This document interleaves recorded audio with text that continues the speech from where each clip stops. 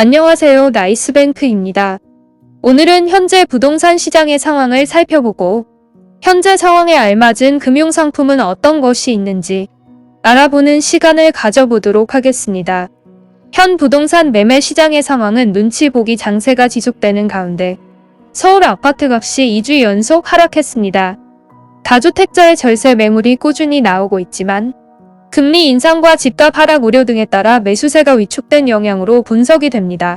2월 9일 한국부동산원의 주간 아파트 가격 동향에 따르면 서울 아파트 매매 가격은 지난주보다 0.02% 내렸다고 합니다. 한동안 상승이나 보합을 유지하다가 9주 만인 지난주 하락세로 전환한 후 이번 주에도 하락세를 이어나간 것입니다. 한국부동산원은 다주택자의 양도소득세 중과 한시 배제 영향으로 매물이 쌓인 가운데 기준금리 인상으로 서울 대부분 지역에서 거래 관망세를 보이고 있다고 설명을 했습니다. 서울 아파트 매물은 양도소득세 중과 배제가 시행된 지난달 기준보다 현 시점 11% 늘었다고 합니다. 매물은 늘었지만 대출을 이용해 내 집 마련을 하기엔 금리 인상으로 인한 대출이자 부담이 커지고 있기 때문에 아파트 구입을 망설이는 것입니다. 서울뿐만 아니라 부산에서도 똑같은 상황이 지속되고 있었습니다. 정부가 다주택자의 세금 부담을 완화해주면서 부산에도 아파트 매물이 늘고 있지만 반면 아파트 거래는 매물이 쌓이는 속도를 따라가지 못하고 있어 여전히 거래는 이뤄지지 않아 거래 절벽 상황이 계속되고 있습니다.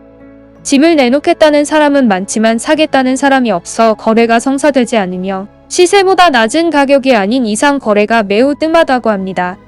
이처럼 거래 절벽 상황이 계속 이어지는 것은 대출 규제의 문제입니다. 지난달 한국은행이 기준금리를 1.50%에서 1.75%로 인상하면서 대출 이자 부담은 더욱 늘어났는데 대출 규제는 여전하다 보니 매물을 내놓아도 집을 사겠다는 사람이 없는 것입니다. 정부의 대출 규제가 풀리지 않는 이상 매물은 쌓이는데 살 사람이 나타나지 않는 상황이 계속돼 자연스럽게 아파트 시장이 위축될 것이란 전망도 나온 것이 현재 상황입니다. 김 지사장은 현재 정부가 전면적으로 대출 규제를 완화하기 어려워 보이고 금리 인상과 가격 급등 등의 이유로 거래량이 급격히 늘어나기 힘든 상황으로 보인다며 다만 부동산 시장에 대한 기대는 여전히 높아 가격은 보합세를 유지할 것이라고 말했습니다. 이렇게 매물이 있어도 거래량이 없는 현 부동산 시장의 상황을 알아보았습니다. 대출 규제로 인해 대출을 알아보더라도 힘들 것을 예상해 자금 마련을 포기하는 분들도 계실 것 같습니다. 하지만 이러한 대출 규제 속에서도 자신에게 잘 맞는 금융상품을 찾는다면 자금 마련을 하실 수 있는 방안은 충분히 있다고 생각이 됩니다. 이렇게 대출이 어려운 시기에 자금이 필요하시거나 내 집 마련을 하시기 위해 알아보시는 분들 중 시중은행의 대출 규제 조건이 힘들어 고금리나 대부업체까지 알아볼 생각보다는 시중은행보다 조건이 많지 않은 이 금융권을 추천드립니다.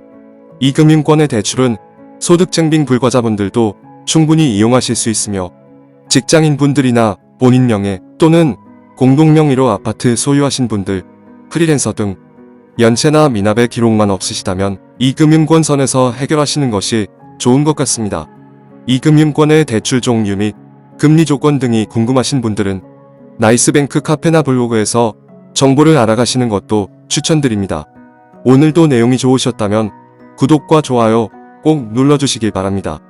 오늘도 감사합니다. 나이스뱅크였습니다.